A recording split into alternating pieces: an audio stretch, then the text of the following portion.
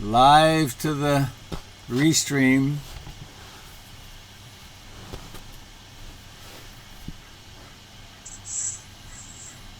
What? Hang on. Just a second, I have to follow a cable. I'm getting, oh, not plugged in. I see.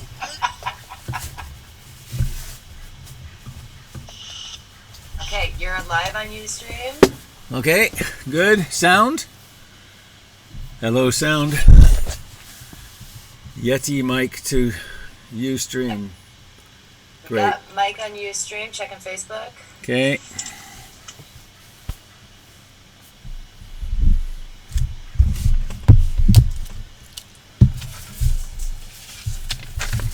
This is live to Facebook. Not my favorite platform on the planet, but I see it on Facebook. You got sound? Yeah. Yes? Yep, sound good. Great. And YouTube?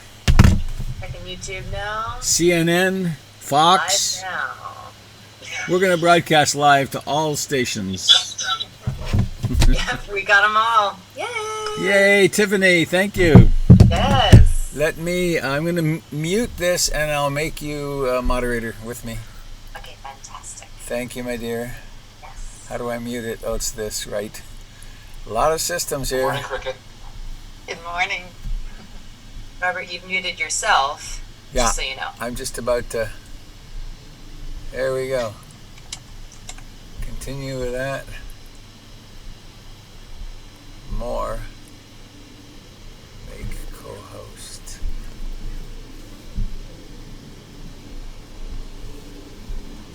Okay, you got that, Tiffany? Good, thanks.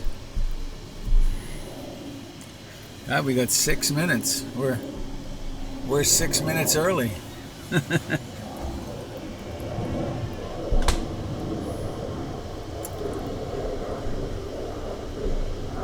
I want to try something here, Tiffany. Will you tell me if it works?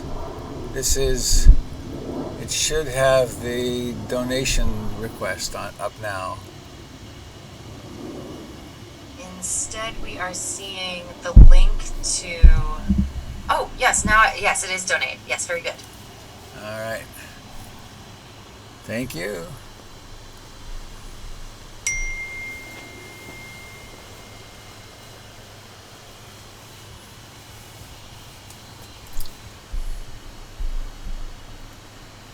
Huh.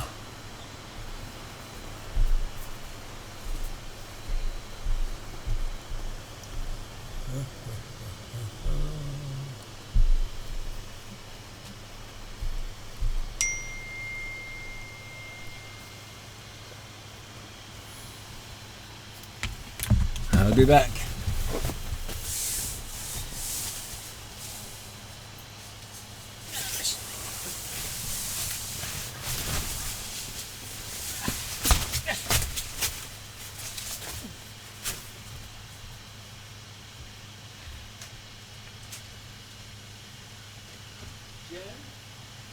Jennifer, over here. I know. I'm on in moments here. Just come.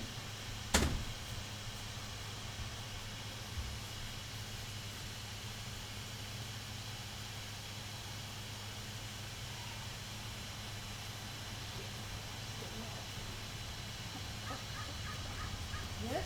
I think so. She's vomiting grass. Yeah. Okay. Thank you. Yeah. That's bad.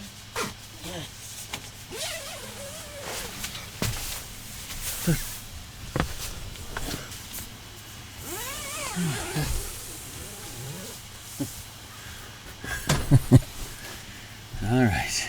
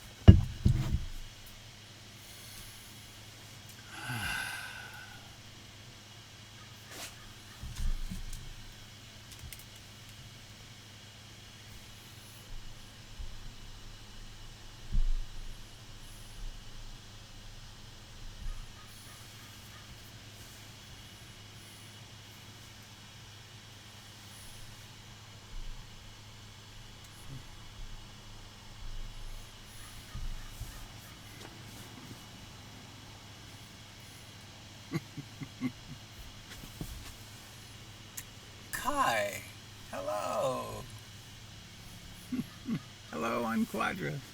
How wonderful.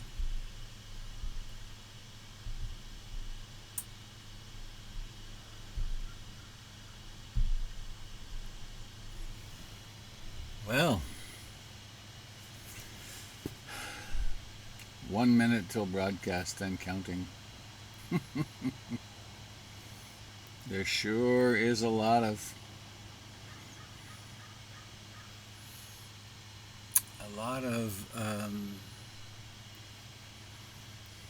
hardware in here, keyboards and screens. Oh, makes me a little teary. Seeing you, my lovely friends. Can you hear the crows? We have a crow's nest starting over here. We think they've decided to come here because one of my dog Budo always spills his food, and they have a built-in day's worth of food with every meal. So, well, makes sense to look at the cameras rather than the screens, I guess. Welcome to the Sunday morning meditation gathering broadcast from the Beaverton studio of the Portland Insight Meditation Community. I tried broadcasting from the dining room table, and that quickly turned into marital difficulties. And then I moved to a little shed that we have, and then that led to kind of claustrophobic overwhelm. And now I moved out here to the tent, which is great. It's a little hot right now. The sun is up. But I can leave everything set up, and it's wonderful. So, hi. Where's it? One there, that's right. One of these streams, that one, is going to YouTube and Ustream and Facebook Live, Facebook. And then this other one down here is to, PIMC sign on. Oh, I see. Thank you, Pamela. Oh my, duh. Well, there. That was an extended request of generosity. Speaking of which, I want to take the moment right now while I remember. Those of you that live in Southeast, I have a favorite restaurant there, Mary's Little Flower Bakery. And Sid, Mary's husband, called me this morning just to check in and let me know that they were still in business. And it really touched me deeply that they, for takeout only, that they're an example for me of the extraordinary suffering that's going on with small businesses. That for them to be reaching out like that means they're in deep trouble. So I have 4 servings of meatloaf and mashed potatoes that they're going to have ready for 1 o'clock this afternoon. So those of you that can get to Mary's, I strongly support that. And your local, any of your local places, if you're willing to go out and so on. So, I want to start with a poem. It's a poem I've used many times in my teachings. It's by Naomi Shihab, and she's one of the handful of poets who have given me permission to use her poetry in this way. It's called Wandering Around Albuquerque Airport Terminal. After learning my flight was detained 4 hours, I heard the announcement. If anyone in the vicinity of Gate 4A understands any Arabic, please come to the gate immediately. Well, one does pause these days. But Gate 4A was my own gate, and I went there. An older woman in full Palestinian dress, just like my grandma wore, was crumpled to the floor, wailing loudly. "Help," said the flight service person. "Talk to her. What is her problem?" We told her the flight was going to be 4 hours late. And she did this. We told her the flight was going to be 4 hours late, and she did this. I put my arm around her and spoke to her haltingly. Shu dwa shu bibduk habibti shtani shwe min fedlik. Shu bit shawi. The minute she heard any word she knew, however poorly used, she stopped crying. She thought our flight had been canceled entirely. She needed to be in El Paso for some major medical treatment the following day. I said, No, we're fine. You'll get there, just late. Who's picking you up? Let's call him and tell him. We called her son and I spoke with him in English. I told him I would stay with his mother till we got on the plane and would ride next to her, Southwest. She talked to him. Then we called her other sons just for the fun of it. Then we called my dad, and he and she spoke for a while in Arabic and found out that, of course, they had 10 shared friends. Then I thought, just for the heck of it, why not call some Palestinian poets I knew and let them chat with her? This all took about 2 hours. She was laughing a lot by then, telling about her life, answering questions. She had pulled a sack of homemade mamoul cookies, little powdered, sugary, crumbly mounds stuffed with dates and nuts out of her bag, and she was offering them to all of us at the gate. To my amazement, not a single person declined one. It was like a sacrament. A traveler from Argentina, a traveler from California, the lovely woman from Laredo were all covered with the same powdered sugar and smiling. There are no better cookies. And then the airline broke out the free beverages from huge coolers, non-alcoholic, and the 2 little girls for our flight, one African American, one Mexican American, ran around serving us all apple juice and lemonade, and they were covered with powdered sugar too. And I noticed my new best friends. By now we were holding hands. My new best friend, by now we were holding hands, had a potted plant poking out of her bag, some medicinal thing, with green furry leaves. Such an old country traveling tradition. Always carry a plant. Always stay rooted to somewhere.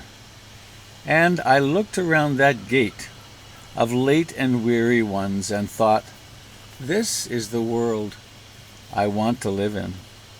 The shared world. Not a single person in the gate, once the crying and confusion had stopped, had seemed apprehensive about any other person. They took the cookies.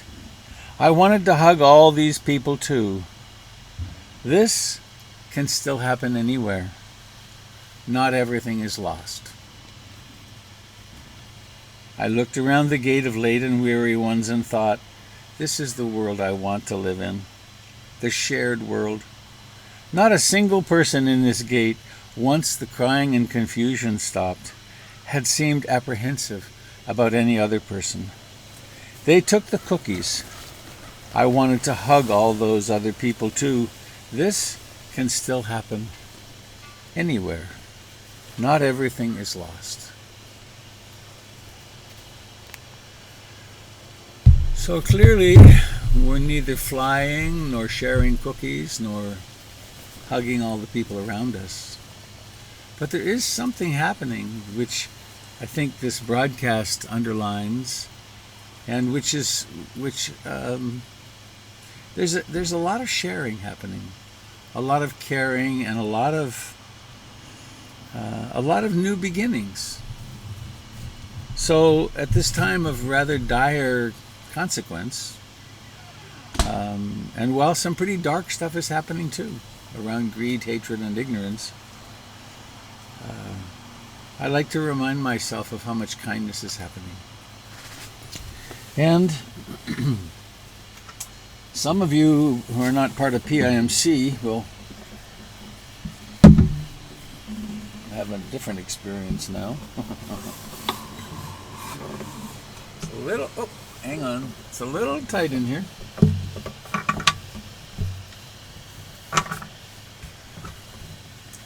In what shall I take refuge during this time? In what shall I take refuge in easier times?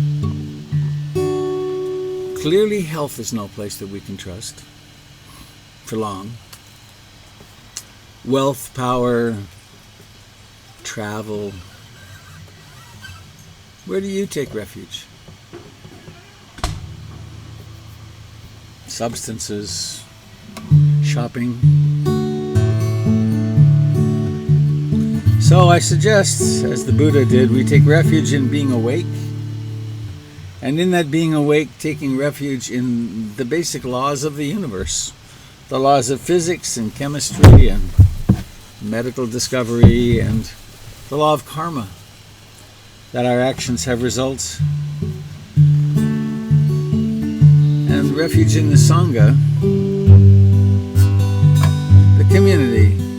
Those of you on Zoom, there's 55 of us on Zoom. Who knows how many on the other media. And we're focused in one direction. The direction of training our hearts to be more awake and more loving and to suffer less. So I invite you to join me with this. Oh, hang on. There's a way I discovered to make the sound a little better on Zoom. YouTube may be better already because of the better microphone. I take refuge, join along with me if you want, in the Buddha, the one who shows me the way in this life. Namo Buddhaya, Namo Buddhaya, Namo Buddhaya.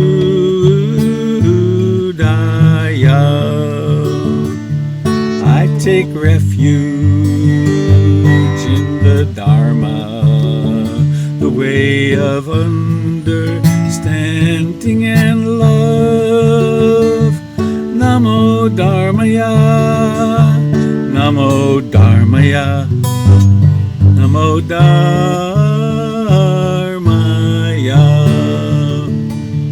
I take refuge in the Sangha, the community of mindful harmony. Namo Sanghaya, Namo Sanghaya, Namo Sanghaya.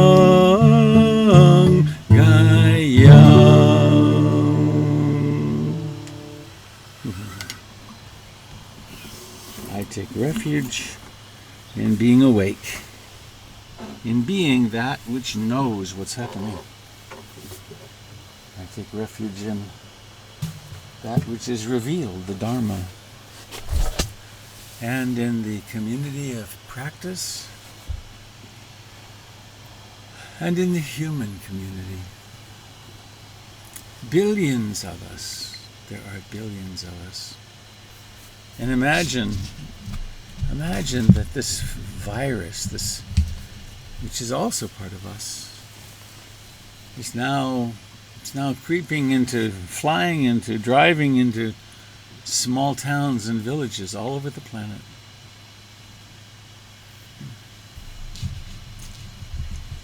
And I want to say this now too, in case some of you leave at some point. There are acts of extraordinary generosity happening. I was reading yesterday about how Bill Gates and the Bill Gates Foundation, he and Melinda, are investing billions of foundation dollars in 7 research facilities around the planet, the ones they think have the best chance of creating a vaccine. And not only are they investing in the research, but they're building the factories for the production. So there's high-speed construction preparing to get that vaccine out to the billions of us that need it. And they know that only 1 or 2 of them will be useful, but they're throwing all that wealth, bless their hearts, at trying to help humanity, which has been a very big part of their legacy in recent years. So, I'd like to say, help is on the way. So let us help ourselves now by training our heart minds, coming home to this moment, here now, wherever you are, from Doha to the Yukon, to here in Portland, to the beach. We sit together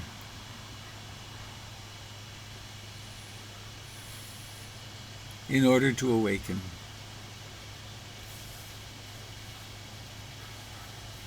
To cultivate mindfulness and concentration.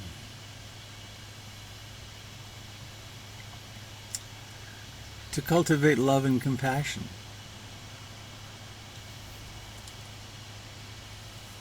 And we practice to reduce and eliminate our own suffering, and in so doing to reduce and eliminate the suffering of all beings.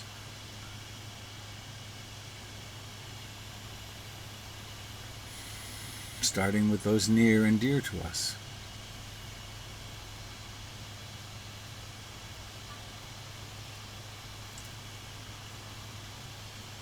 As recommended by the Buddha, let's take a moment to conjure up gratitude.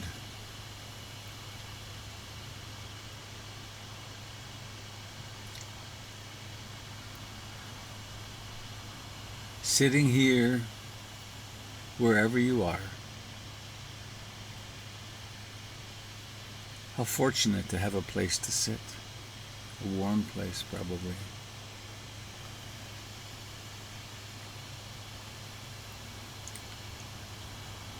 How fortunate to have been capable of getting out of bed this morning.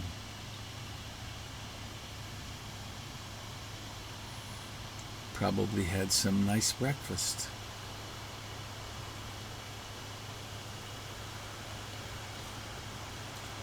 Most fortunate of all to have a place of practice and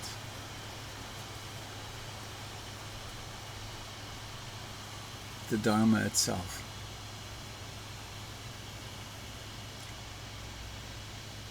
I am most grateful for Ruth Dennison, my first teacher, Goenka, several wonderful psychotherapists, Joseph Goldstein, Jack Kornfield. I have been held aloft on the shoulders of many great people. I bet the same is true for you. Remember them. Be grateful for them.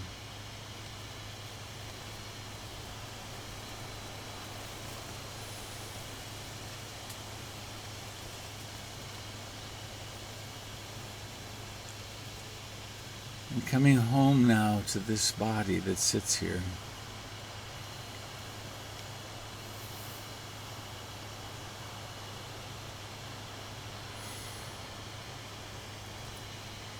It breathes in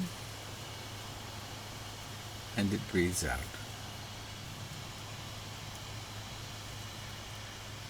You don't have to breathe it. It is perfectly capable. And has been so since that first moment when your mother could no longer breathe for you. It's a test we all go through. The umbilical cord is clamped or somehow obstructed and then cut. And we must take that first gasping breath.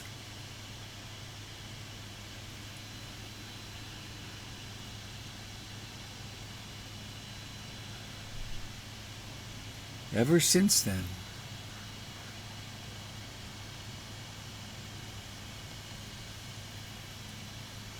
we who live at the bottom of the ocean of air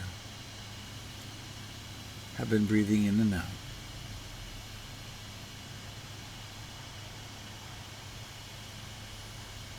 Outside my tent there are some 100-year-old Douglas fir trees.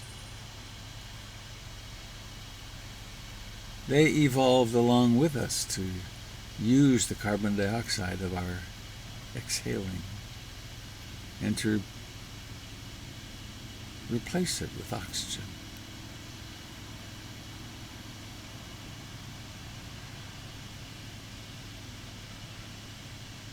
So when we say we are utterly interconnected, it's not a metaphor.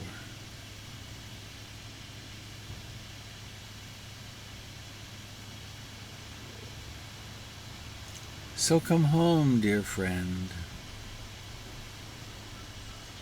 to the fact of breathing in and out.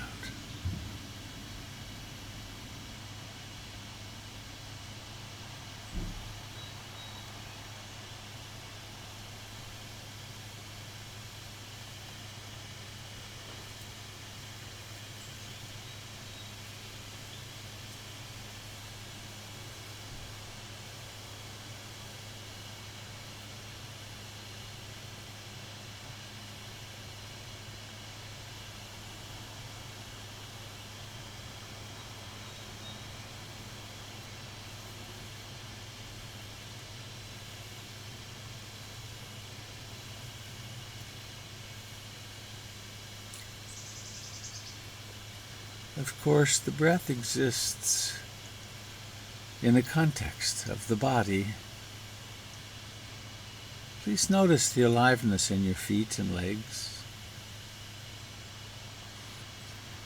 in your hands and fingers and arms.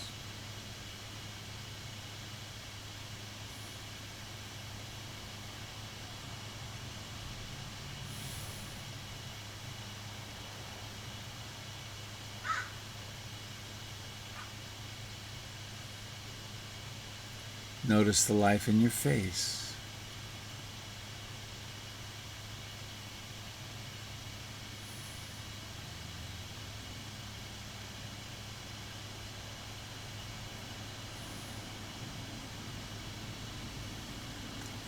And it doesn't take any discursive thought. It's not write a thesis about the sensations of the life in your face, but simply embrace them.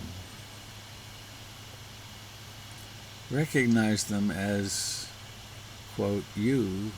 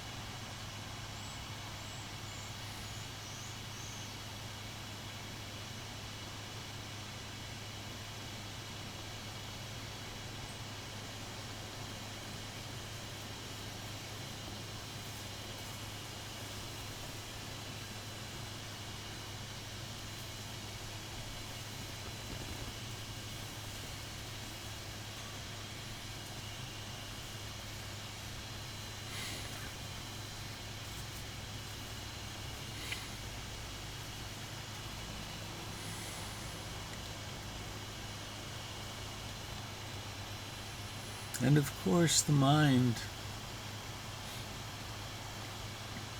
has its own agendas.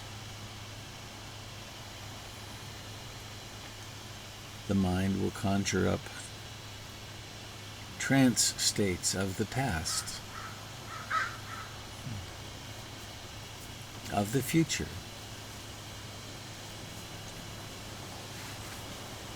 It can create things to worry about.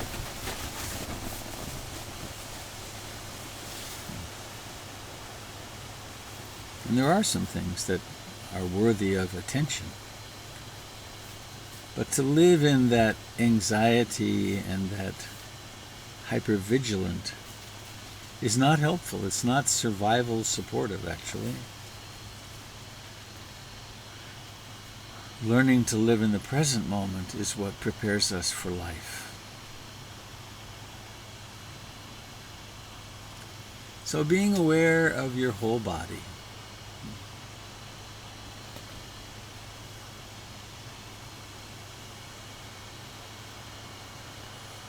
It's alive, isn't it? It's nothing but life.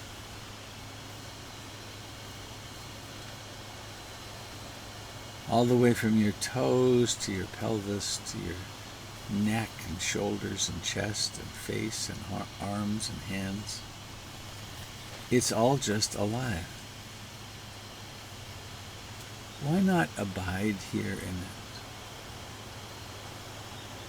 Why not develop the capacity of concentration and presence in the breath so that you have this great pleasure available to you at any time?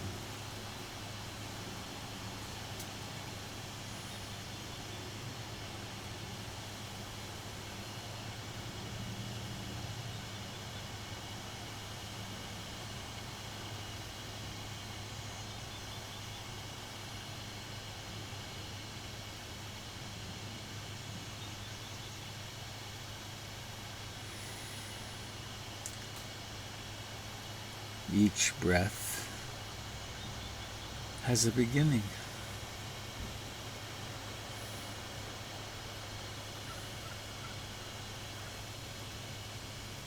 As we pay attention and abide in the present, the breath comes not as a shock, but sort of surprisingly. It isn't there, and then it is.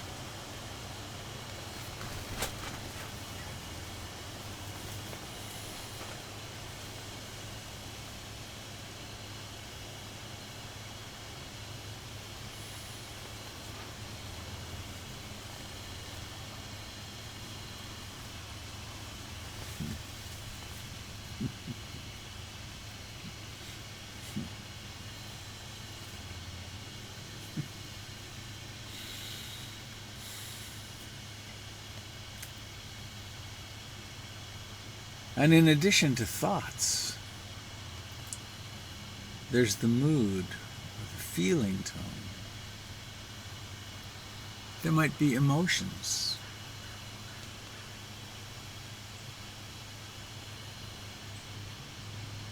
For some of us, this is already a very difficult time.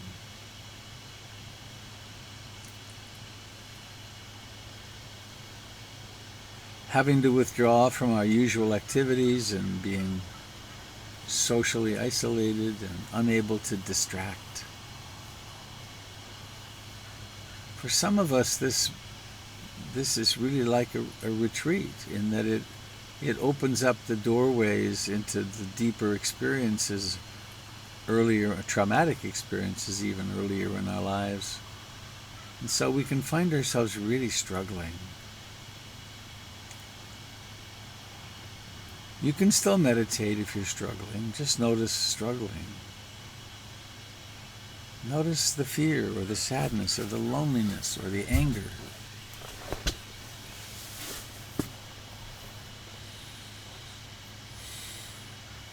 Come home to now. The breath is breathing itself. Thoughts are thinking themselves. And using the breath as a guidepost for yourself. Breathing in and knowing it.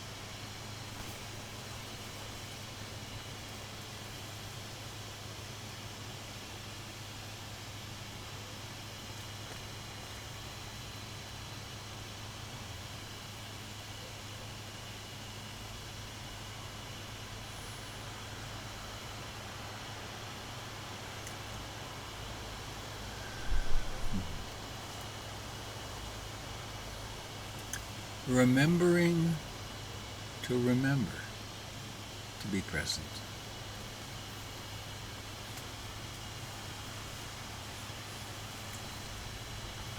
There's a certain quality of resolve or intention, persistence.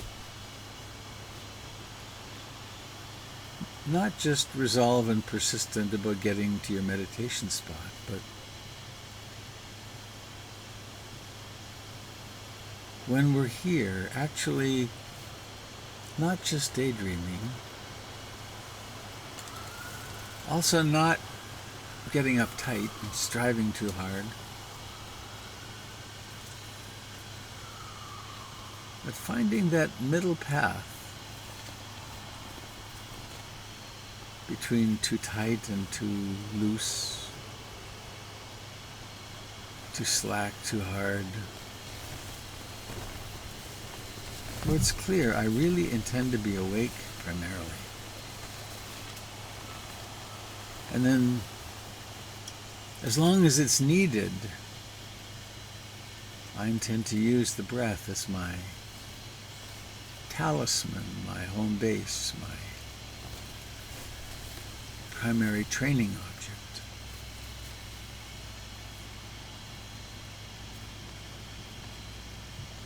Coming home and being intimate with this sensation of breathing, like all those people at the airport gate in the poem.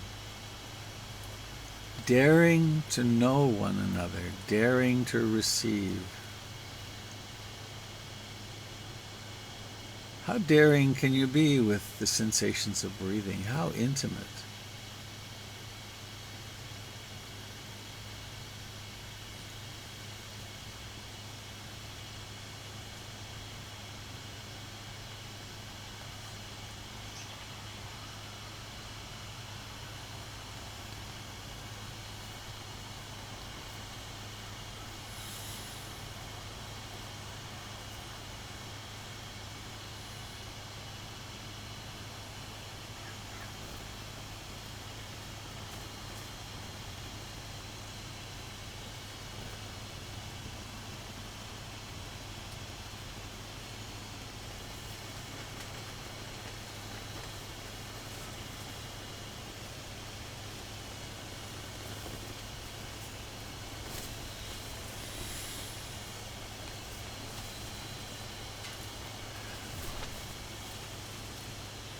Sometimes, and this is particularly true at the beginning, sometimes it's quite a lot of work to meditate. It takes effort. Over time, as we develop the enlightenment factors, mindfulness, curiosity, persistence, energy, joy, concentration, tranquility, and equanimity. The practice changes from one of subtle, loving, compassionate effort into great ease. So just sit here in presence and watch whatever arises, following its own natural laws.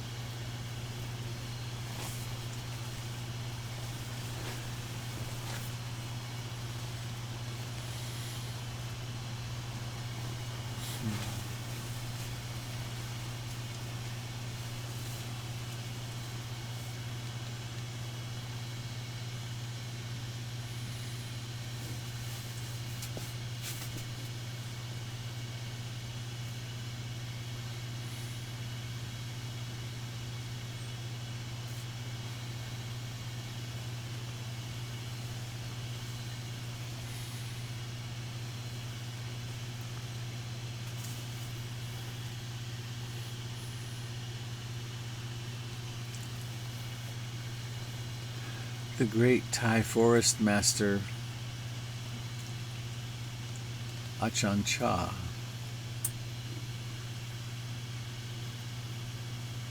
He's reported to have taught a very simple method which is guaranteed to bring your practice into balance at any moment. And it's the fact of remembering, perhaps to say to yourself, this moment is like this. It's like this. Maybe the mind is sleepy. Maybe it's full of desire or lust or aversion or disliking. Maybe it's very restless, agitated, worried somehow, remorseful. Maybe it's colored by doubt. Is this the best thing I could be? Couldn't I be doing something more useful right now?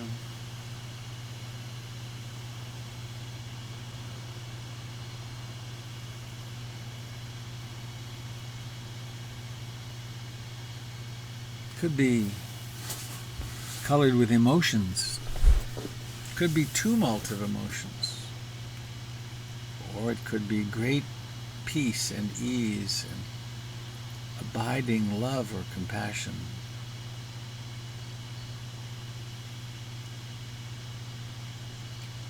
For awakening, in a way, it doesn't matter what's here. It's the willingness to be in love, meaning there's room for everything, and to accept things right now. It's like this.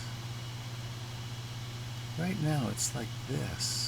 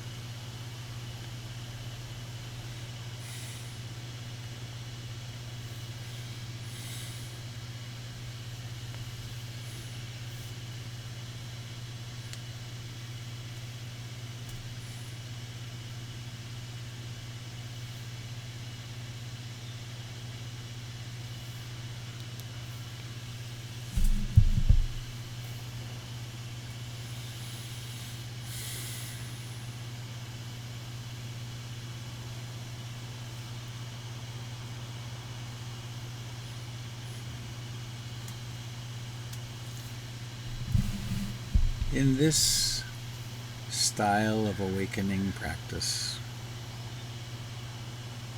there really are no distractions.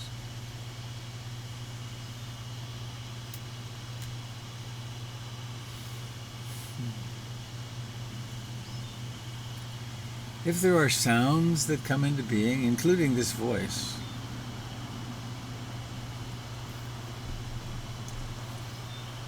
you can just notice them as sounds.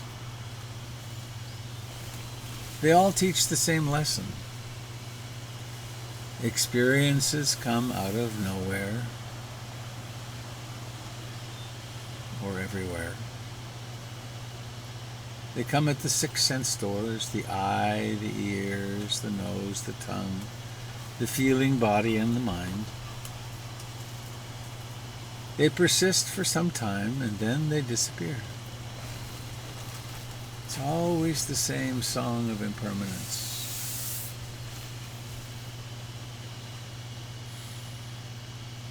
And there is this utterly mysterious capacity of knowing it.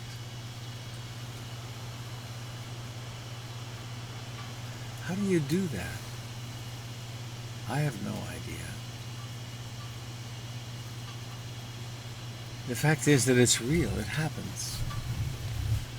And it's cultivable. We can cultivate that which knows more and more.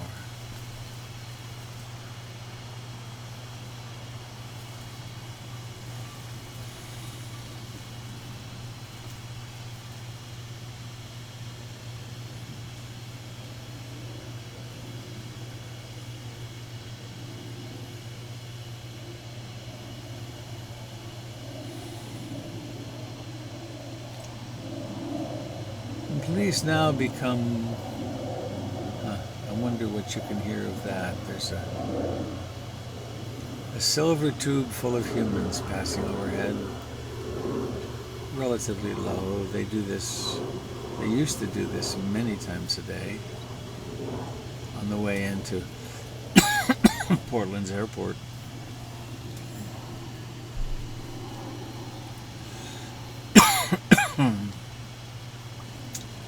But right now, please plop into your body.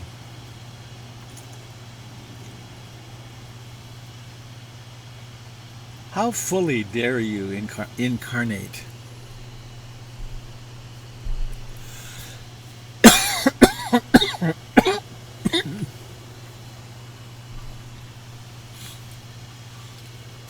Feeling the life in your hands and your feet. And notice perhaps that you don't feel hands. You feel sensations, a cloud of sensations in that place in the universe that you demarcate as my hands. Long description for something very simple.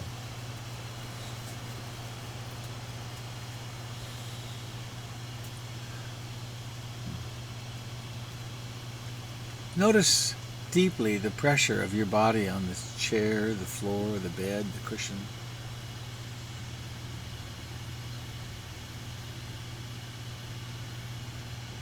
Notice the life in your face.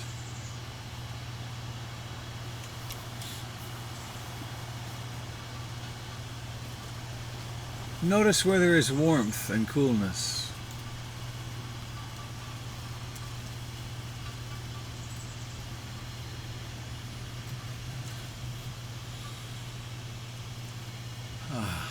And now, bring aliveness into your head and neck. And begin to explore a little movement of your neck and head.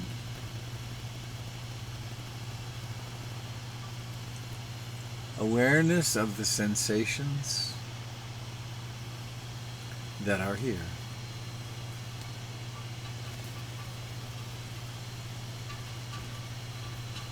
Let your head go to the left and right and the front and back, and then diagonally.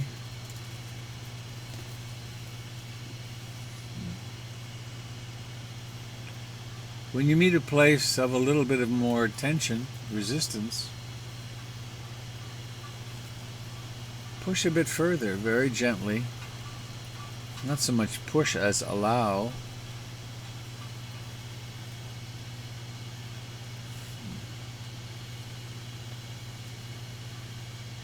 And then if your head can tolerate it, your body can tolerate it, let your head roll around the back.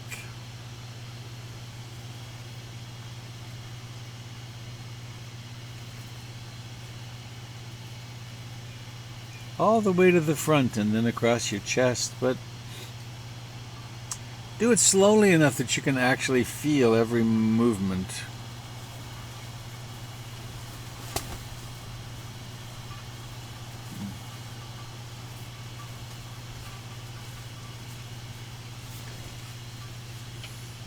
When the mind wanders, come back to this rolling of the head, which actually we experience as a proprioceptive sense, but also any of the places of tightness kind of call out rather brightly.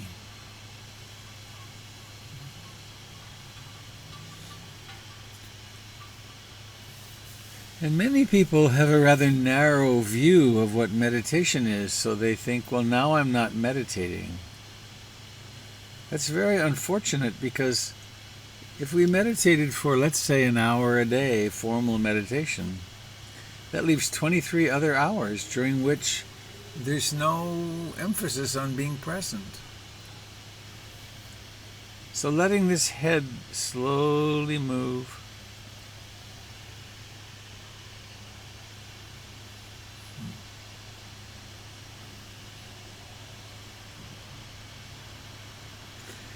And if you find yourself moving fast and unconsciously, then we notice that. And then we stop and become apparent, become attentive again, intentional.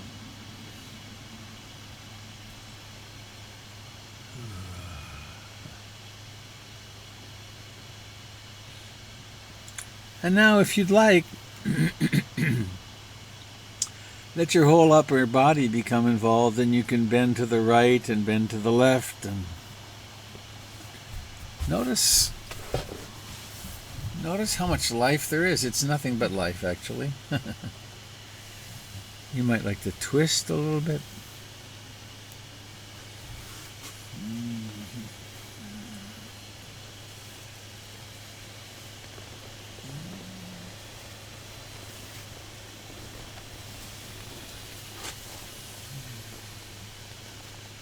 Twisting, bending, stretching to the back, leaving your eyes closed for now, if you can.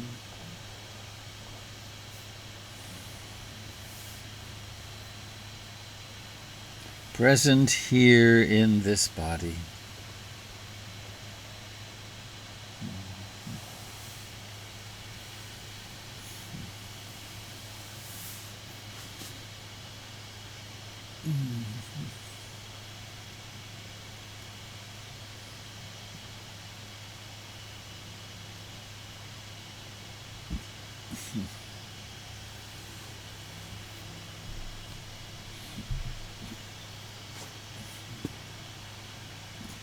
And now letting your arms become involved.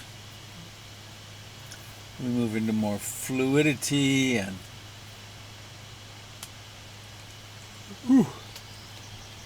let there be expression.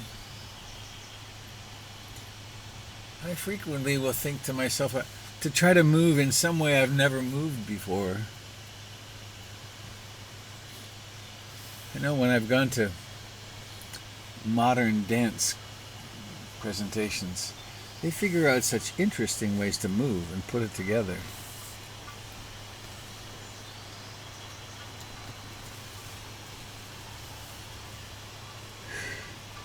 And then, if it's not too complicated, well, maybe we should bring this movement ever so gently to a close, to a stop.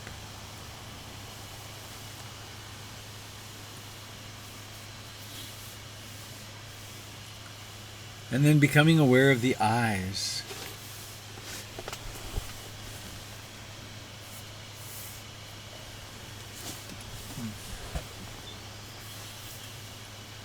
And then letting your eyes, or better yet, noticing the intention to open the eyes, and then mindfully peeling back the eyelids so that seeing happens. Seeing. Ah, yes.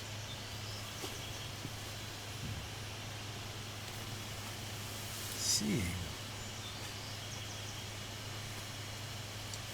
I'm finding myself rather hot in the tent.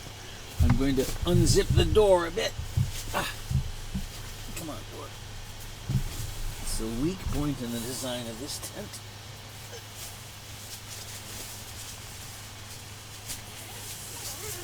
Ah, there you go. Much better. Whew. Once again, thank you so much for joining me this morning. I see some familiar faces from this broadcasting from the tent. It happens every morning at 7. And each night of the week, Monday, Tuesday, Wednesday, Thursday, teachers from PIMC do a similar thing, their own strategies or style of teaching. You can find that information if you go to portlandinsight.org. You can also get there robertbeatty.com and link over. If you go to portlandinsight.org and then scroll down, you'll see a link that takes you to all of the various offerings. You'll find another link which will take you to the donation basket, to the Donna Bowl. And generosity is an important part of what we're learning here, to be generous with ourselves and each other and with reality. And so, I want to say one little thing. Many of you have seen this little demonstration. See this Sharpie? Notice what happens in you when I do this. It's mine. Feels kind of yucky at this end even. It's like, ugh. So if I were to say instead, see this Sharpie? If you need it, I'll send it to you. But I think you get the point that there's this closing downedness that we do, which has to do with selfishness and fear. So I encourage you to help support this. At this point, it's more than the broadcasts. It's also keeping the center going, and because we're going to be going back there. And it's a beautiful place. I was there yesterday. I've been working there, partly just to show people that there are people in the building, but also it's nice and quiet, and I always walk through the building to see everything's okay, and so far it's just fine. So our home is coming back to something. For those of you on YouTube, I can give you a nice picture here, I think. There it is. There's our front step. Beautiful landscaping. And then there's another link you can go to, portlandinsight.org/giving. So, back to here.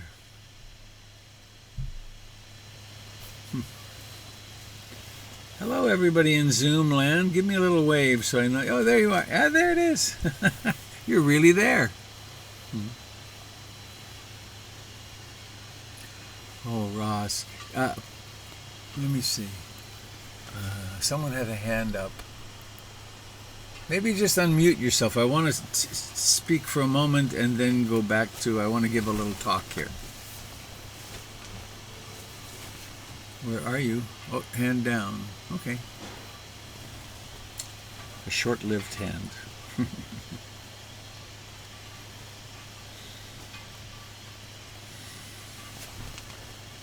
It really is different speaking into a camera.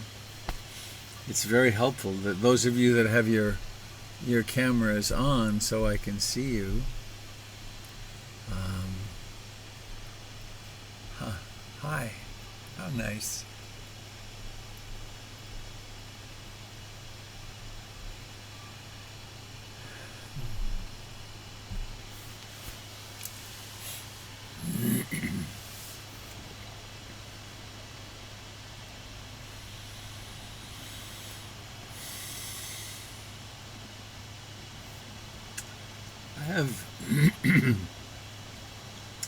something I'd like to. Oh, goodness. I think that I'm going to try to adjust this camera. The wind is pushing on the back part of the camera that goes to. Ooh, it's hot. Goodness. Let me tighten this. I was laughing during the meditation because the wind was blowing and the camera going to Facebook and so on was moving back and forth. So I think it's maybe I'm back in the center of the screen. So back to my notion of what I wanted to speak of today. It's not a particularly popular topic in Buddhist teachings, though one does hear it sometimes. It's cultivating the psycho-emotional capacity of renunciation. And it occurs within a context in that it's one of the factors of the second element of the Eightfold Path. For some of you, this would be just gobbledygook for a moment, but maybe I can do this. Even back further.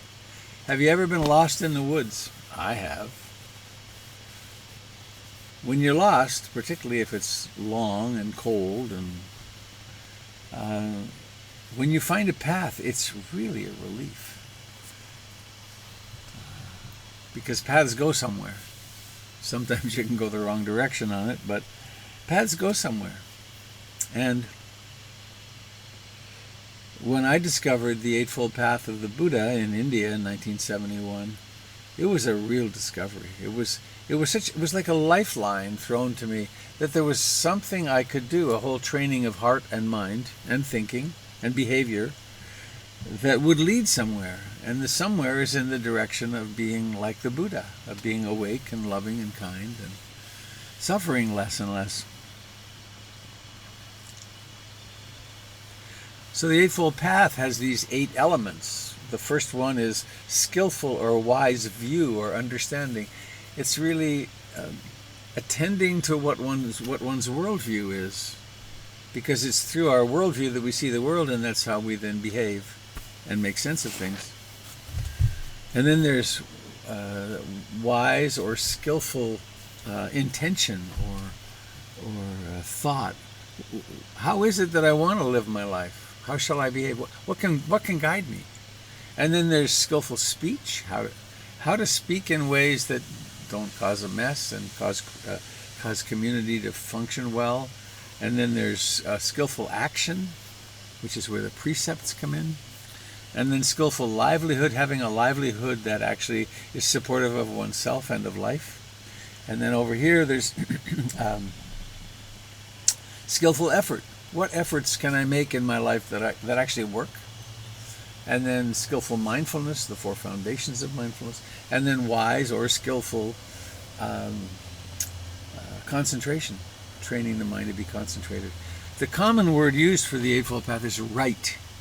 And it's not so much as in right and wrong as in if you want to be happy, it really is skillful or right or correct to practice being generous rather than greedy. So this reflection I'm offering today has to do with this significantly with the first and second factors of the Eightfold Path: wise view and then wise intention. How shall I act? How shall I think in order to direct myself? I'm having a little distress actually at the moment. There was a sound over there that I thought might become a problem. It's not. Good. Oh, there it is. I hope you can bear with it. I will do my best. My recording studio has very thin walls. So renunciation.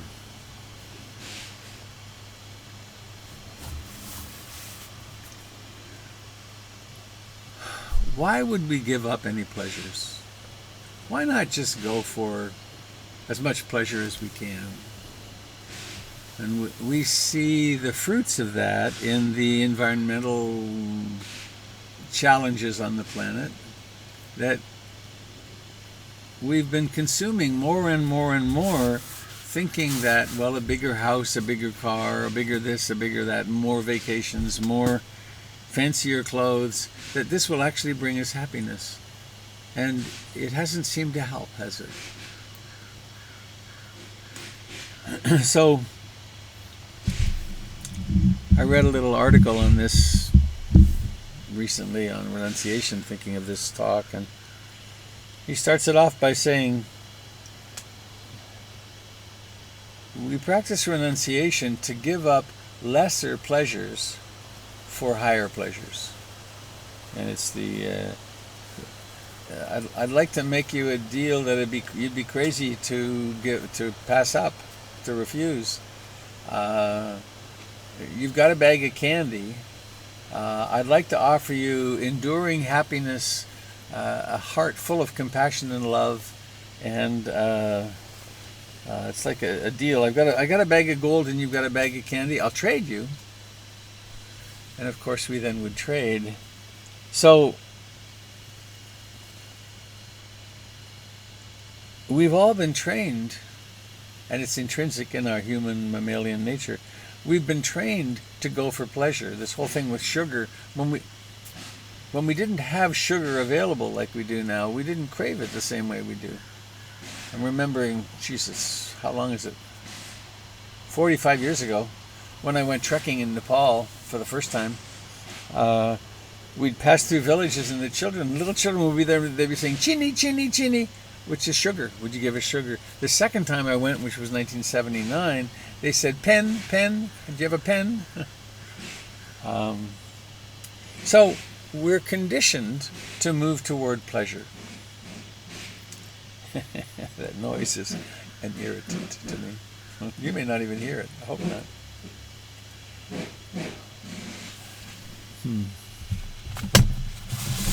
So,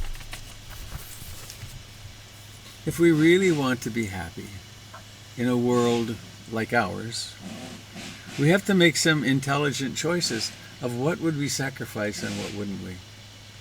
And I thought this might be relevant for right now, because we are being called upon with this stay-at-home business to make a lot of sacrifices. We're not going out to movies. We're not congregating. We're being thrown back on our own resources. This is an amazing way we stay in contact. And without this, it would be really even more challenging, wouldn't it? But one of the things that renunciation illuminates is our attachment to pleasures. And it isn't so much, the pleasures themselves are not the problem. The problem is that we create a self that is attached to and clings to the pleasures, and then when they go away or when they're not available to us, then we suffer. Which makes me want to go to the wise understanding, the foundational equation of the Buddha's teachings. Are you suffering? Yes. There's something you're attached to. There's some way you're demanding that the world be different, and that equals suffering. So attachment equals suffering.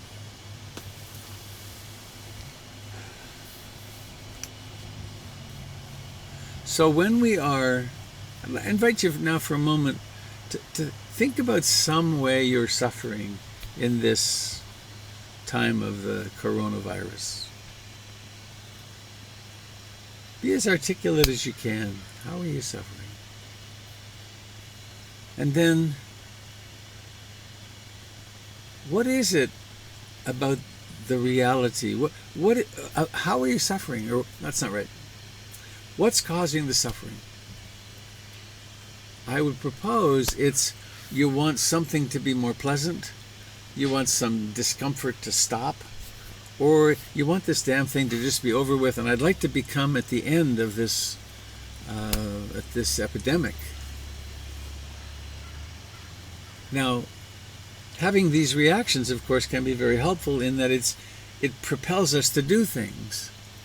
But sometimes we can't do anything.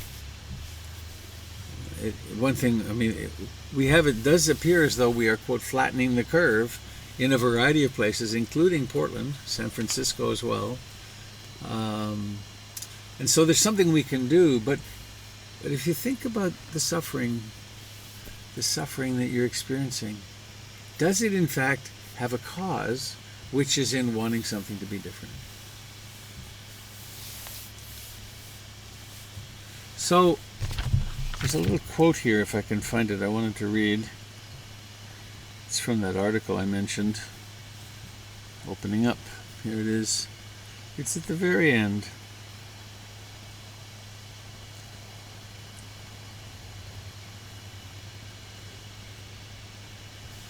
The question remains, how does a strategy of skillful intentional renunciation and skillful indulgence translate into everyday practice?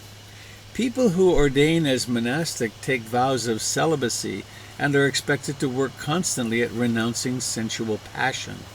But for many people, this is not a viable option. The Buddha thus recommended that his lay followers observe day-long periods of temporary renunciation.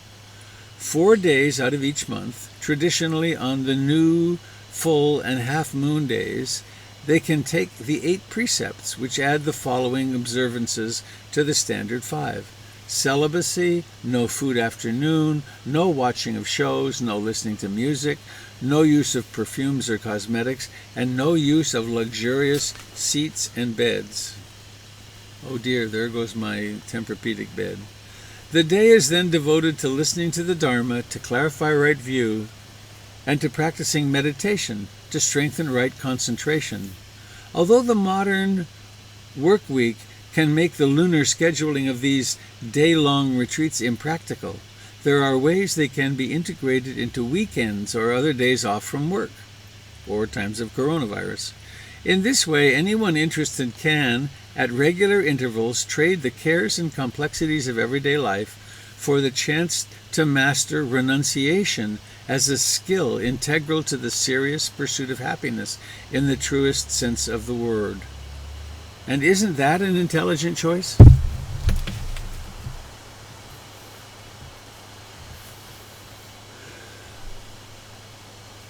So I found myself saying in various contexts, a lot here on Zoom, we can turn this time of COVID-19 into a retreat. And I think central to that is in a certain way, a willingness to accept and look at the suffering that's being caused by the fact that we can't follow our usual pursuits. And there's another thread that's really important. We really need pleasure. So much of what we do in our consumption mode is we seek pleasure. We seek pleasure, we seek to avoid discomfort.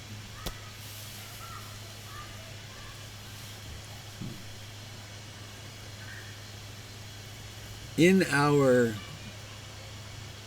human quest for pleasure, if we're not really attentive, the greed factor of the mind gets very stimulated, and our pleasures are never satisfying. So we wind up getting more, wanting bigger, faster, cheesier, tastier. And one of the downsides of this is that there are some limitations on the resources of the earth. And so our very desires for pleasure wind up infringing upon the rights of others, the accessibility of others. Sometimes it's not obvious that this is happening, but it certainly is true. So we provoke in ourselves the forces of greed, hatred, and ignorance. We're not paying attention to what's happening. And these can get stronger and stronger, and they do. So when it comes to then making an experiment in renunciation, we miss our pleasure. Where's my pleasure? I want it. And one huge thing is, my life is not the way I want it. I will seek the pleasure of some substance, or I will seek the pleasure of the TV, or I will seek some distraction. So there's a very important substitution, which is the pleasure of meditation. And for most people, meditation doesn't start out so pleasureful, though it can come rather quickly. The pleasure of relief from identification with anxiety and depression and body pain and so on, that's a relatively early development, at least the beginnings of that. And there's a pleasure in concentration, that when I'm sitting here and meditating and the mind is being assailed by thoughts and emotions and so on, responsibilities, worries, it isn't very pleasant. But then with 10,000, I don't know how many it is, but with returning to the breathing and maybe adding a mantra, may I be happy, may all beings be happy, maybe adding beads, developing concentration such that we suppress the hindrances, we suppress the wandering mind, and then there's just here. And then meditation starts shifting from, well, now I'm going to do my 20 minutes, and oh, there's the bell, good, I'm done. It shifts into, oh, I get to go sit for an hour. Or I get to go sit for half an hour. Or maybe during this period of COVID, maybe 2 or 3 times a day I will stop, turn off the TV, turn off the news, and come home to just be with my breathing and to let go of it all. To be here with my breathing and let go of the fears that I have for my child who lives in New York City. Or to let go of my sense of responsibility for the catastrophe that's happening in various places in the world. To actually land here and have here be really sufficient. And this is the foundation, that's the foundation of mindfulness stress reduction. And it's also rooted in insight, in the capacity of insight, because when I notice the thoughts that are agitating me, when I can notice them as thoughts and go, well, thank you, thoughts, and just come here into the breath. And it doesn't mean we don't act responsibly in the world. It means that we are able to actually really find the pleasure of meditation. And the pleasure of meditation then leads us to more wanting to meditate, more wanting to be in that great ease. So I think that maybe essence is, this is a perfect time to really be spending time in your practice. And as I've said for years, even before COVID times, I believe the most kind thing we can do for the world, the most generous thing, is to do our meditation. And therefore to become, as we go through the world in our different ways, that we become a source of quiet and kindness. Because if we can't get out of our own worry, if we live in worry, or I'm going to fix this, I'm going to desperately do something, if we can't get out of that, then our every interaction is colored by that. Whereas if we can move into greater ease and realize the practice of equanimity, this is the way of the world. This is not the first pandemic, and it won't be the last. These kind of things happen in different ways around the world all the time. So, I think I want to just breathe for a moment.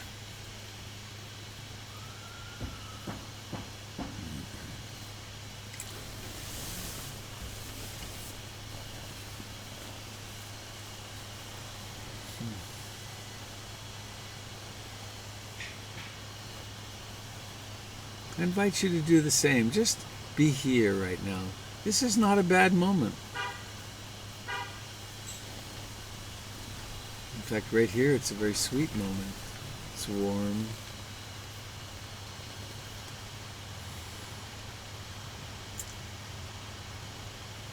So what I'd like to do now, I'm going to do, is I'm going to ask those of you on Zoom if you have anything you'd like to share or a question you'd like to ask to do that. And those of you on the other systems, I invite you to stay tuned. And I hope you'll be able to hear the Zoom sharing. I'd like to figure out a better way to do that than I am. Yeah, and we'll go probably till noon. Let's see what happens. Oh, great. Tiffany just texted me. She can relay the chat information. That'd be great. Do you have anything you'd like to share now, Tiffany?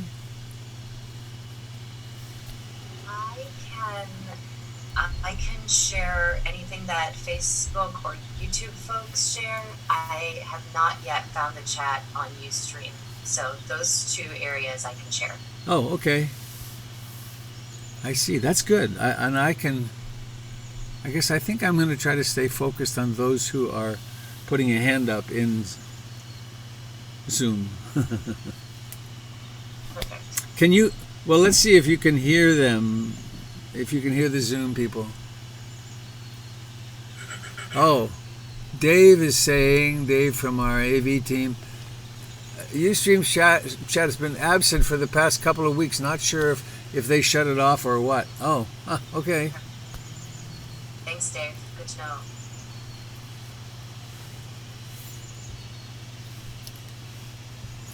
I think I'm going to change this microphone to a broader pickup.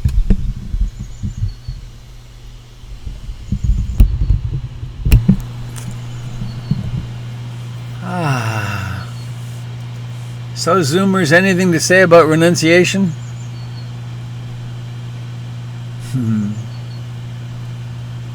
Or anything else?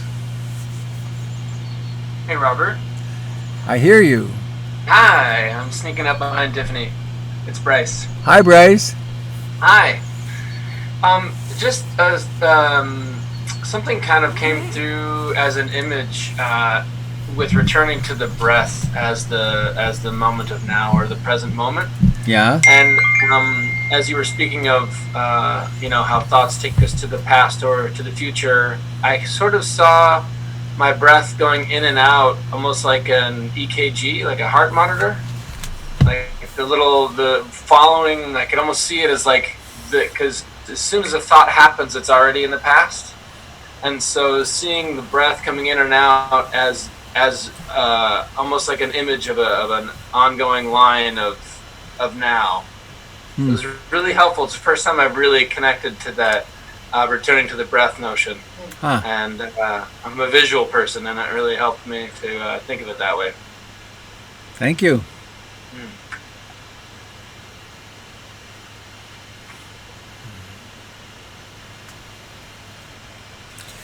Danielle, please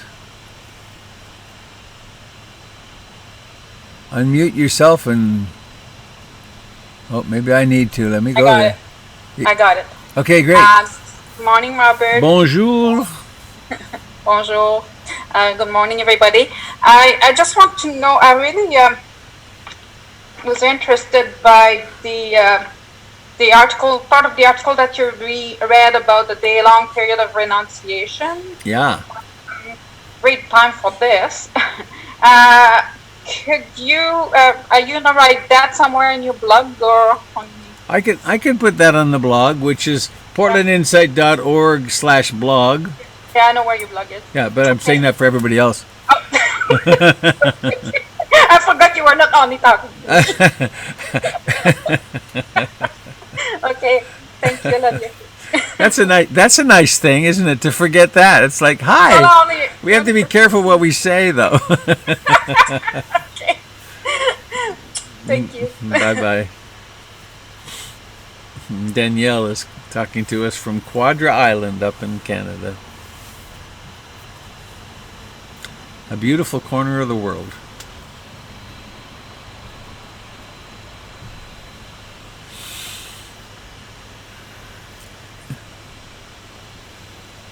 Hey, Robert. Danny, there you are. Yes, hi. Talking the same time as Gary. Hi, Gary. Go ahead, Danny. No, you go, Gary. This is very Portland. No, please, you. No. You were first, really.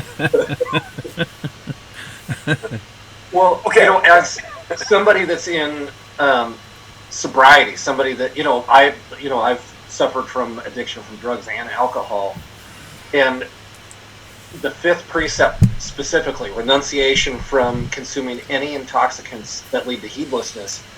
For me and so many of my other fellow people that have suffered from addiction, that's a life or death kind of decision. Through all the years of my sobriety, I've seen people fall away and relapse on drugs, or they go out and do whatever their thing was before, and they die. There's especially with the opioid crisis here in America. There's people that have been sober for a while and then they relapse and they use once and they get fentanyl and they die. And I've had to bury so many people through the years, and that it's really sneaky. When we renounce something for a while and then we get to that point like, oh no, I got this. This is okay. I don't need to put the effort. I don't need to practice as much as I did before. I got this. And it's and it gets really sneaky, and as humans, I think we're masters of rationalizing anything, right? Mm-hmm. Oh, I deserve this. I could do this. I could do this just one time, and then I won't do it again. That kind of thing. And so that's the kind of thing for those of us that suffer from addiction. It's it's a matter of life and death. The other thing that for me, it's so much easier with all the precepts. I've thought about this through the years. I could probably drink a glass of wine here or there, but it's so much easier for me to just put it aside. Take a hardline approach of the fifth precept. I don't want this. I don't need this. I don't want to consume something that leads to heedlessness, to mindlessness. But with all the other ones, with harmful speech, it's just easier to be truthful. It's easier to be nice to people. It's easier to not cause harm. And so, and there's a line that I think Ananda said in the suttas that, after enlightenment, the monks, I think maybe he was talking about him and the Buddha specifically, but their hearts leaped at the idea of renunciation. Uh-huh. Like, oh boy, I can renounce hatred, greed, and delusion. Right. I can renounce my conditioning. I can renounce my reactions to the world, my unskillful reactions to the world. And so, it doesn't have to be this bad thing. It doesn't have to be this like wet blanket on our existence. It can be this thing that not just protects us, but something that our hearts can leap towards. Makes me think that the skies over India are clear. And the skies over China are clear. Someone said on the Zoom thing the other morning that there are dolphins in the canals in Venice for the first time in the longest time. And so industry is really taking a hit. And what does it reveal? It reveals a healthier world. But it's such a difficult thing, isn't it? But, and in this time when we are forcibly, in a way, not able to do much of our pleasure seeking in the outer world, the notion that I have is that we can intentionally agree with that. It's like, okay, I'll renounce that. I'll renounce it. It's not I hate that. But I will allow myself to be without that and see how happy I can be. And then I guess what remains to be seen is when we do manage to get back to being more, quote, normal, how will the world be? And how will we be? Quite an interesting experiment we're engaged in. Thanks, Gary. I was very touched when you talked about burying people. To have friends who then go out and use and disappear. That's hard. unfortunately, in being in recovery, it happens all the time. Yeah. Just had to. The guy who tattooed most of my hands, Right. and he's not a heroin user, but I guess he had he went out and partied or whatever, and died. Was a very close friend of mine, and it's heartbreaking. Yeah. So, Danny, you still there? Yeah, I had a question of something I'm missing, which is Jim's mindful movement. And is there any reason or way that we could reincorporate that into the Sunday? Is that a technical issue that we Well, can't? it's a technical and geographic issue in that we're broadcasting to Ustream and also to this. And if Jim could come in and do movement in this, and then nothing would be happening on Ustream or YouTube for that time. Okay. All right. So I'll just have to renounce that for now. Well, unless we can figure out how to do it, I don't know. But I actually meant to talk to Jim last night about that I couldn't see any way to do it unless we leave this, maybe we end this. I don't know how to do it. So, thanks. We missed you, Jim. Jim does teach on Monday nights. Okay. And I'm sure he does some movement there. Are you there, Jim? Yes, I was just going to say that I have a very narrow, office space, so I can do a lot of forward and back. But it's not the same as being at BIMC with that spacious feeling in the building itself. But I overcame it yesterday during the retreat. At one point I discovered that I wasn't thinking about being squeezed into a box. I was just feeling the flow, and if I can communicate that, I think that would be healing for me and healing for everybody else. I'm going to incorporate more of it on Monday nights. While I remember,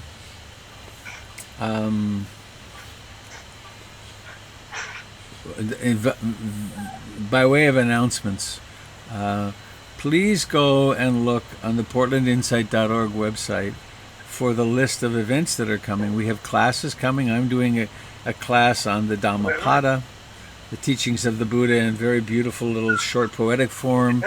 Richard Lang is going to zoom in from England fairly early in April, and Doyle is doing a nonviolent communication training, and that's all right there on the website. I encourage you to go, and if you're not on the listserv, the announcement listserv or constant contact list, please go to the website and put yourself on that, because that will then get you the stream of information that is useful. Thank you, Jim. Yes, I hear. Cricket. Hi. Well, I was just thinking back to Jim's mindful movement. Is it possible to broadcast both from your tent and also from PIMC?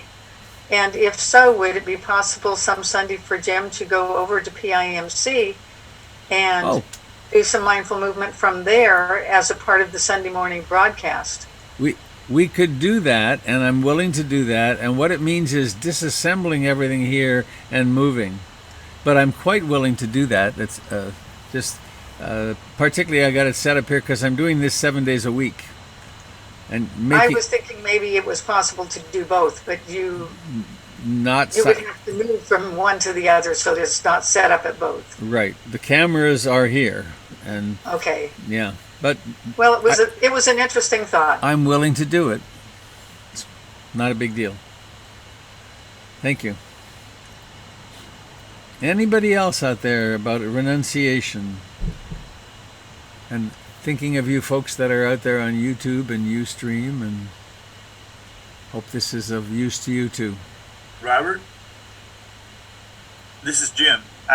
When I was listening to Gary's comments about renunciation, I thought about a teaching I got from somebody somewhere in the last 20 years that made renunciation equivalent to simplifying. Instead of focusing on renunciation like it's one of the 10 commandments, simplify the life and say no to X, Y, or Z, and then watch how the joy and the freedom from suffering just bubbles up. Nice. Just changing from renunciation to simplify. Nice. So, Robert, I think David Morrison has something to say. Thank you. Thanks for monitoring.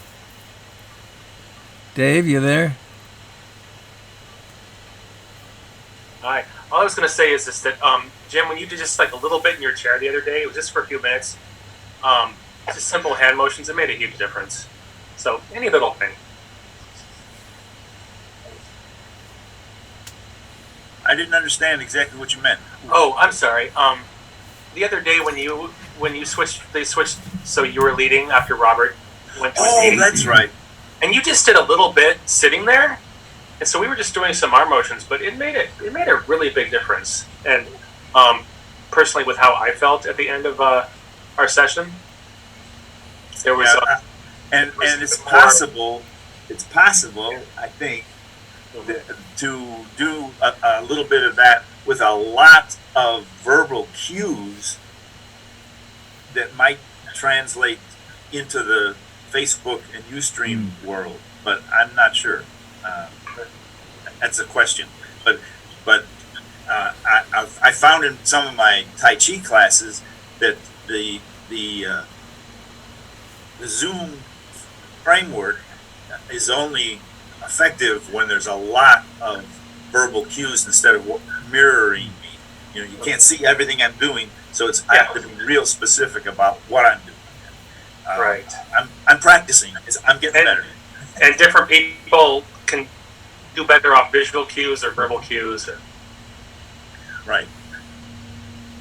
But the last thing I'll just say is that I have several practices, but I still need to be reminded to move. And I could remind myself to move, but I get distracted by, all the terrible news and everything. So, the tiniest bit of it is a blessing. So Jim is doing this right now. I invite you on all the various media, mindful of this way and that way, and then reaching up and reaching back and reaching up. And here we are, synchronized across all these different platforms. So thank you. And anybody else want to share anything about renunciation? Or about what's going on with you in isolation? This is a way of meeting however we need to meet. Just wanted to add this, Robert. Coming to, is that Danny? Yeah. Okay, Danny. I just wanted to share, I think I sent this to you, Robert, but I thought it was really nice, and it is about renunciation. And it's from the song Turn, Turn, Turn, written by Pete Seeger, and from Ecclesiastes 3. There's a time for everything and a season for every activity under heaven. A time to weep, a time to laugh, a time to mourn, a time to dance, a time to scatter stones, and a time to gather them, a time to embrace, and a time to refrain from embracing. And my cousin who sent this to me added, we are emphatically in the time to refrain from embracing. That's true. But we must remember the time to both laugh and dance, lest we lose the vitality that makes us human. Wow, nice. Thank you. Great song. It was Pete Seeger, actually, who put that to music. Yeah. The great Pete Seeger. Thank you. So I'd like to invite some of our quieter voices, in particular the women and others of different gender identity. Anything you'd like to share?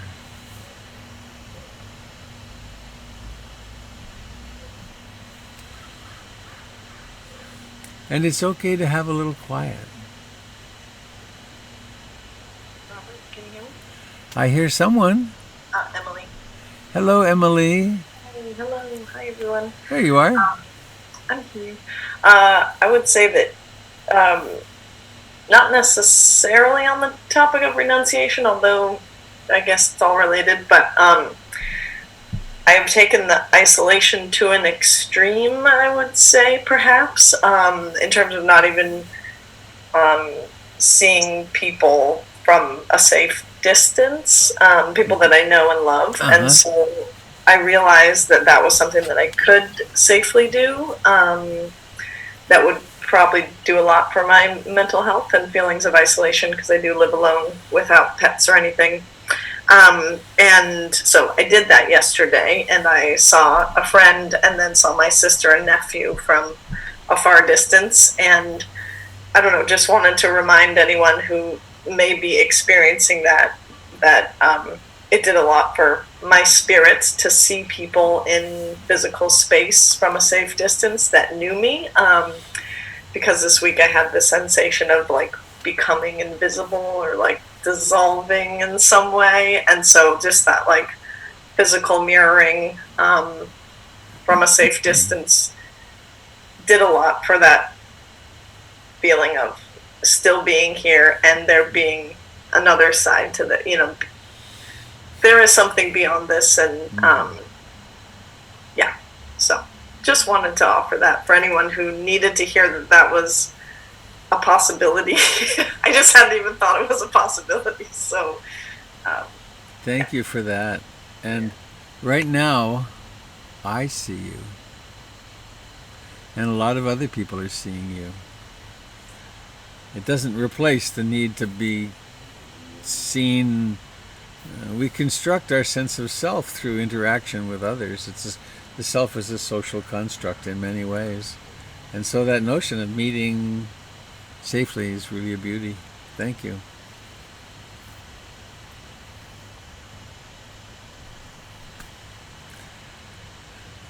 I don't know if others are doing this, but I like to go to speaker view when the individual is up, because then they fill the whole screen. It's very, it's encouraging somehow, much more intimate.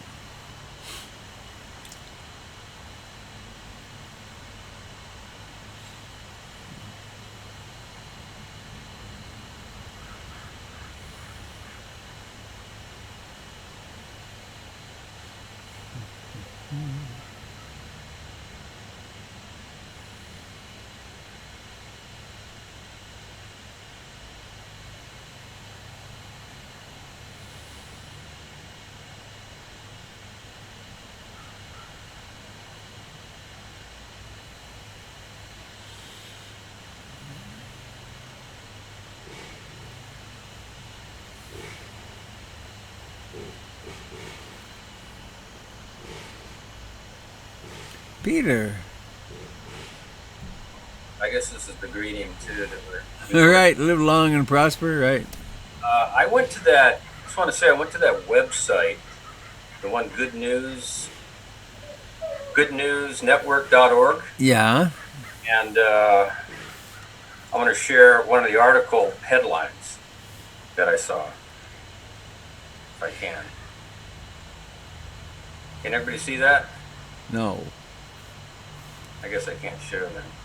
Anyway, the headline was, "Doctor left crying after officer pulls her over for speeding but gives her face masks instead of a ticket." Aw, that's nice. Oh.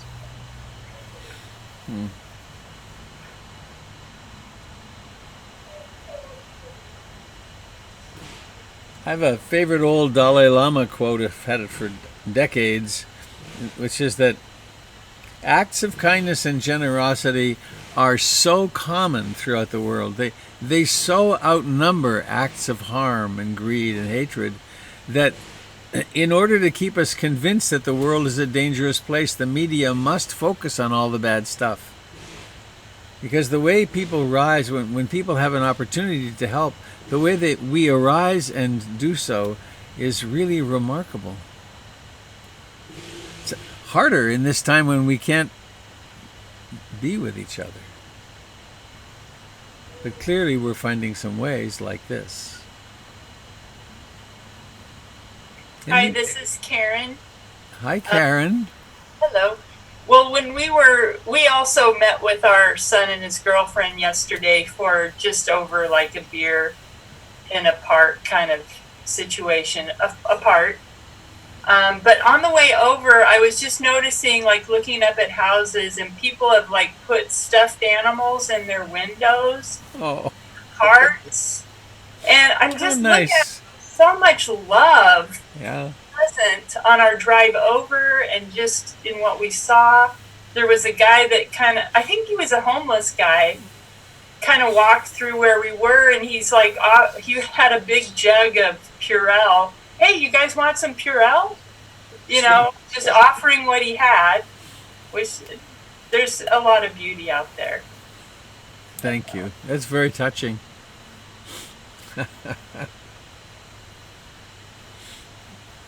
Robert, Hi. hi. One of the things I've noticed is when I go outside to take the dog out or whatever, go for just being out in the front yard, I've actually met more neighbors, more people since quarantine than I had in 3 years of living here. That people stop, they're walking their dogs or just walking, and they stop and they visit, and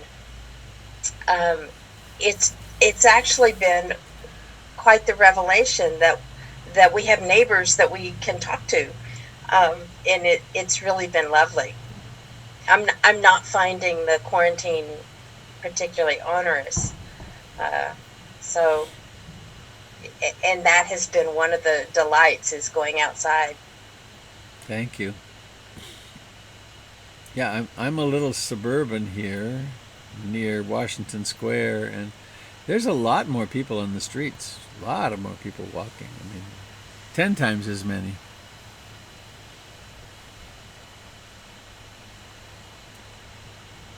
Robert, this is Cricket. The other day on the NPR, I heard something that I thought was interesting. The person was saying that this is a time for physical distancing, but it's a time that we really need a lot of socialization. We just need to keep our physical distance. Yeah. Makes sense to me. Here we are.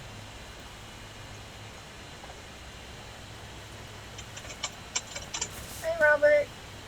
This is Alex. Hi. Oh, I've been okay, listening. good.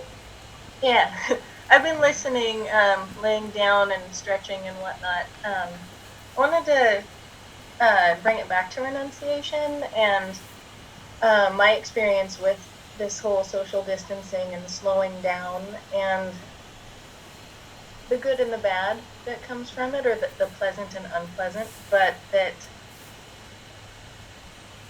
the path through it all is actually feeling very, very important towards overall awakening and growth. I feel that the renunciation of getting ready for work and commuting to work and going to work and all of those kinds of things, being busy, has allowed so much space for the things that have been percolating below the surface, as far as desires of things that I want to be different in certain relationships, or different areas of my life, and being able to use my NVC skills I learned from Doyle to feel through them and discover what I need in those situations, and how open am I to actually trying to fulfill those needs, and what would fulfill those needs. And sometimes there's a lot of tears, and sometimes there's a lot of joy and tears of relief instead of tears of pain. And it's been wonderful to become more clear on how I can take more responsibility and move forward in my own personal growth and take care of myself. And in doing so, taking care of others and making the world a better place and a ripple effect, I hope. Yeah, it's been a more enhanced journey, an emotional journey, and I just thought that'd be relevant to share as far as renunciation goes. Yeah. Welcoming that space that it brings. So the fruits of renunciation have been very apparent to you rather quickly. Yeah. Yeah, even the parts that are painful, there's definitely fruit to harvest from it. Yeah. Thank you. I notice you have a stuffed animal. Yeah, I have a very sore shoulder these days, and this is a heat pack that put in the microwave. It's a stuffed animal heat pack? Yeah. I see. Oh. Got rice. I see. And it's okay for the panda, huh? It doesn't harm him. It's joking. Just joking. There's no harm. Good. Anybody else as we move on? Tiffany. Can you hear me? I can. Oh, there you are, Tiffany. Yes. Yeah. So something on renunciation for me is so yesterday. This past week, I have become aware of a higher level of stress due to there being a higher demand from my work. And so I'm spending more time in front of a computer working. And then in order to connect with folks, I also need to be in front of a computer. So I started to become present to a level of stress that was feeling heavy for me. And yesterday, another teacher of mine reminded me that I have the capability to release the heaviness, though I don't have a choice right now around how much I have to do. In some cases, that I can work with how I'm responding, and I can choose to, in this way, renounce the heaviness that the experiences I'm having right now are weighing on me. So it's a form of renunciation I hadn't considered before, and is something that I'm sitting with currently. Interesting. It's not easy necessarily, and I think we're all entitled to our reactions and our emotions, but just having that as a consideration, something to come back to and meditate on, has been a relief for me since it was brought to my attention. Well, and of course, the strong attachment, the attachment to certain strong emotional things. Part of the purpose of renunciation is to create the intention to look at it and relinquish it, to look at it, and that's the growing edge, I think. And it of course it takes time. Well, it doesn't take time in the moment of, oh, there's that, but then it'll come back again. And yeah, well, I want to thank you even more for helping get the broadcast thing together, because at a time when you were slammed with work, you did mention work a little bit, but I was making a lot of requests of you, and I thank you. Oh, it was my absolute pleasure. So, yeah.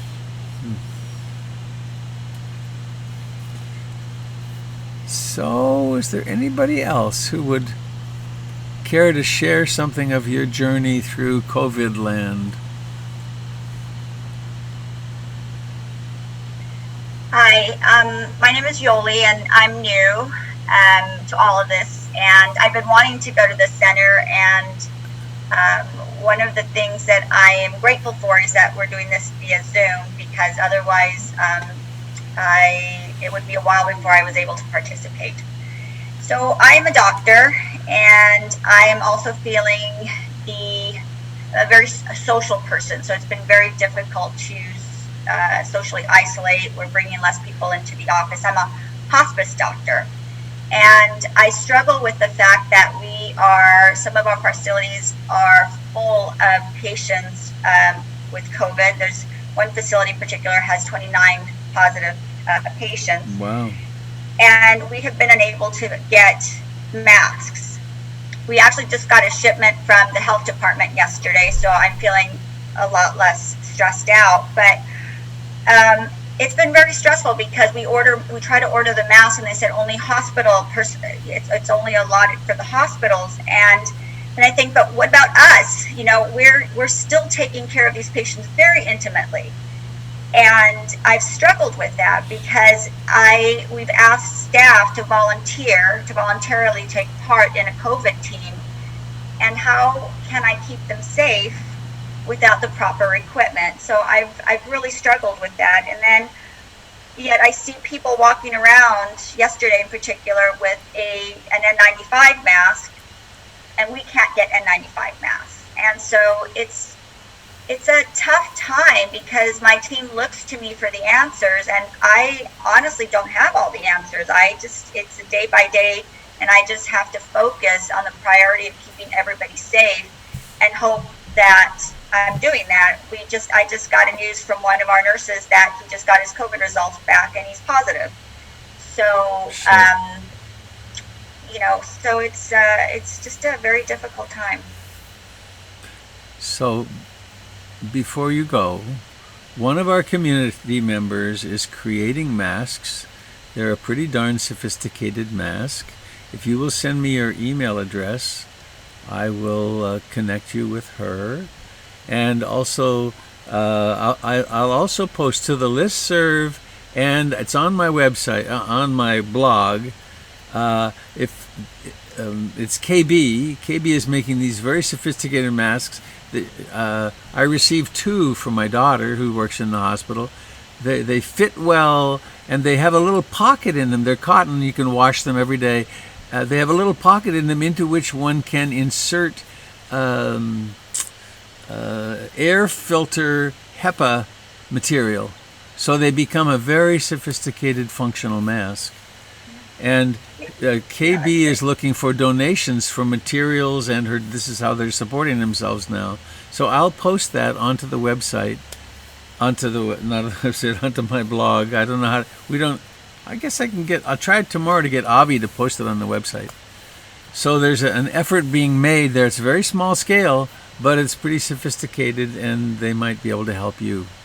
Oh, and also she's willing. Any of you who know how to sew, she's quite willing to send on the specs on how to make these masks. So it's a place where I feel I don't know. It's upsetting to me. It's so absurd that we don't have this gear for our professionals, and it's personalized because of my daughter, of course. So thanks and welcome. Thanks. Take care of yourself. Wash your. You know. I'm upset. Yuck. I mean, that's something many of us are dealing with, I know. That just a bit below the surface, I'm so aware there's something so big happening. And it's affecting so many people. I found myself very teary this morning after Sid called me from Mary's Little Flower Bakery. He called me over in Southeast near the center. He called me because no doubt they're in catastrophic financial shape. That's one of so many. One little update. We at PI, we're applying for the Paycheck Protection Plan, or whatever it's called, from the federal government to help us through this period. And we might get it, who knows. But that underlines the importance of supporting the community as well. Anybody else? We have a few more minutes. We have 6 more minutes on my watch.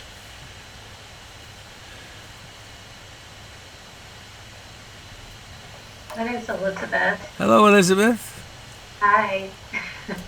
I'm dropping in from California. You are?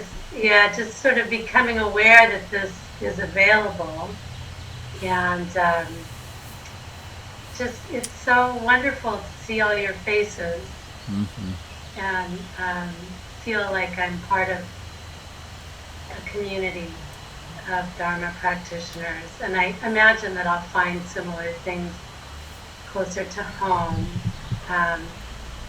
But it's been a really lovely experience this morning. Thank you. Where in California are you? I'm in Lake County. It's about 2 hours north of the San Francisco Bay Area. Right. So, of course, Spirit Rock is a hotbed in Marin, and there's lots of offshoots from that you could investigate. May you stay healthy. Thank you. Really, I identified with Emily, who said she was alone, and I wondered when you said, part of the way we construct our sense of self is from interactions with other people, and I think about hermits that go off and meditate for years in solitary. Um, is that beneficial? It's so hard for me to imagine that. I so feel the need for community. Yeah. Well, we're not all designed to be hermits, that's for sure. So thank you. Thank you so much.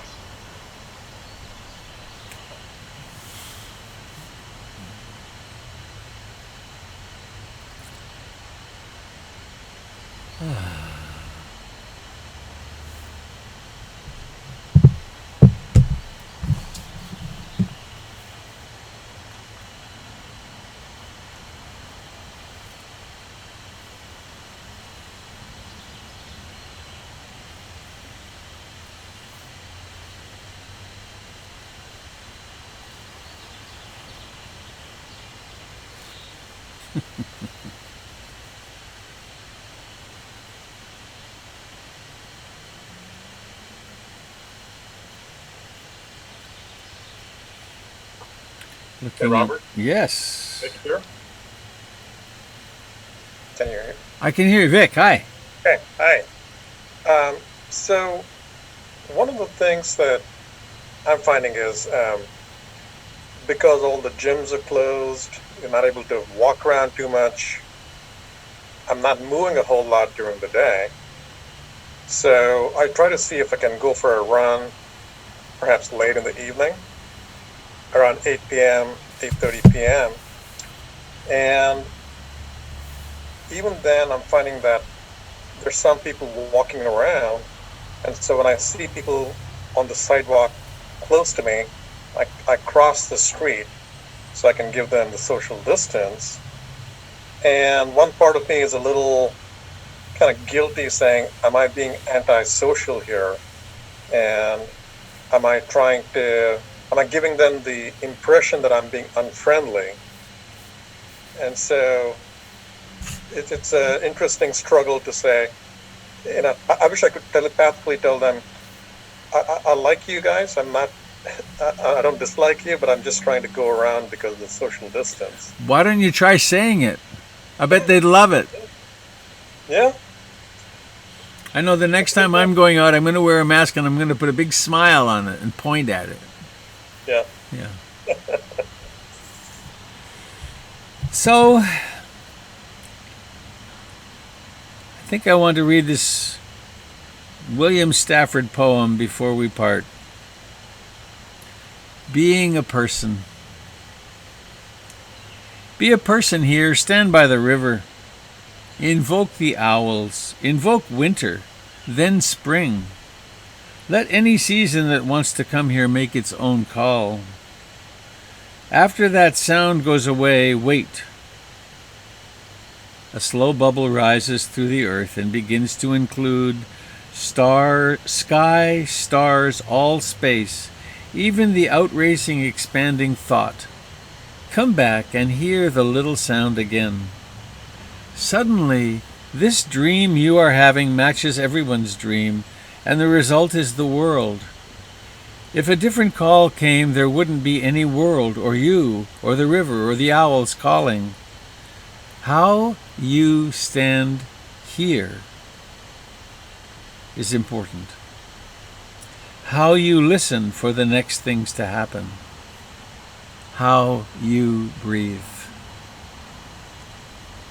Suddenly, this dream you are having matches everyone's dream, and the result is the world. If a different call came, there wouldn't be any world, or you, or the river, or the owls calling. How you sit here is important.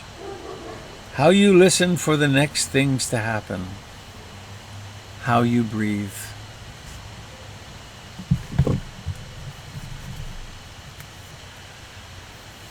So, I invite us all to really dive deep into our practice, to be mindful in daily life, to be kind and generous to ourselves and particularly the people around us, to look for the beauty in ourselves and in them, to be merciful with ourselves when we don't live up to our rather high, maybe idealistic aspirations.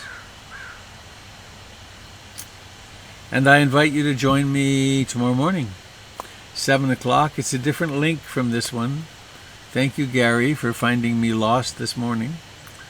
And then again, I'll be back here next Sunday. And please do check in on the other teachers at PIMC from Monday through Thursday. There's beautiful stuff happening.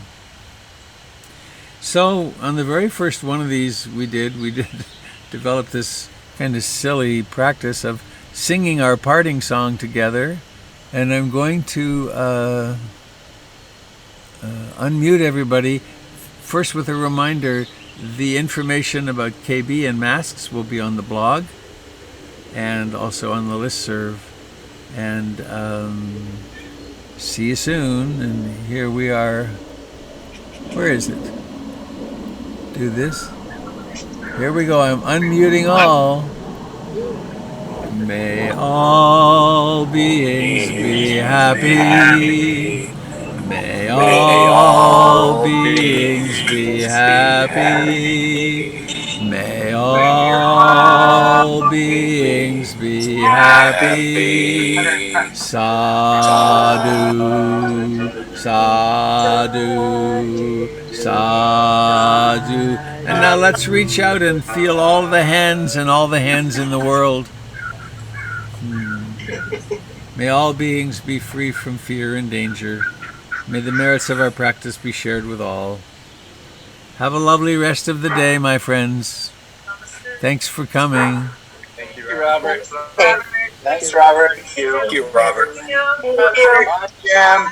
Bye, everyone. Goodbye, dear ones. I see you. See you. I see you. Hello, Allison.